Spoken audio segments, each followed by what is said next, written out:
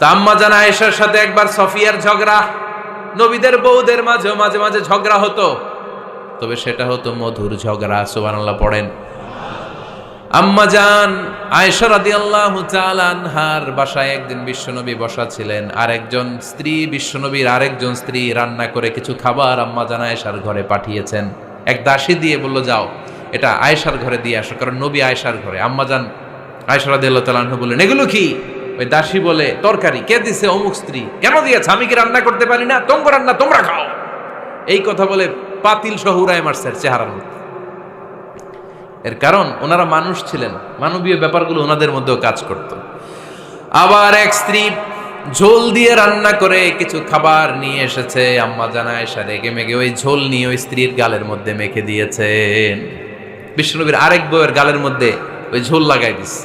এবার ওই স্ত্রী বিশ্বনবীর কাছে যেয়ে বলে, ইয়া রাসূলুল্লাহ, দেখেন আয়েশারে আপনি বেশি আদর করেন তো, দেখেন কি করে আমাদের সাথে।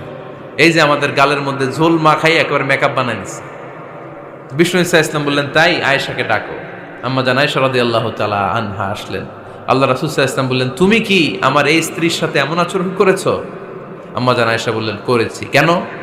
আম্মা জান আয়েশা বললেন, তখন মেজাজটা গরম ছিল, এখন বুঝতে পারতেছে আসলে এই কাজটা করা ঠিক হয় নাই। এবার বিশ্বনবী বিচার করবেন। বিশ্বনবী বললেন, আল কিসাস, যেমন করা হয়েছে বিচার হবে তেমন।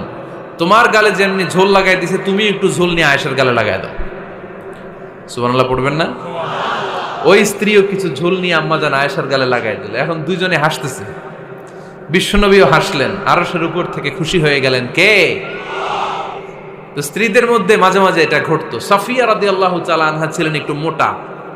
আম্মা জান আয়েশা বললেন, ইয়া রাসূলুল্লাহ, দেখেন আপনার মুটি বউ, আপনার মুটকি বউ, এই মুটি বউ বলে একদিন একটা গালির মতো দিয়ে ফেলছে। আল্লাহ রাসূল সাল্লাল্লাহু আলাইহি ওয়াসাল্লাম রেগে গেলেন, বললেন, আয়েশা এটা কেমন কথা তুমি বললা মুটি? আমার সাফিয়ারে তুমি মুটি বলে গালে দিলা রে আয়েশা। ইয়া আয়েশা লাকাদ কুলতি লা কালিমা লাউ মুজিজাত বিমাইল বাহরি লামাজাজাতহু।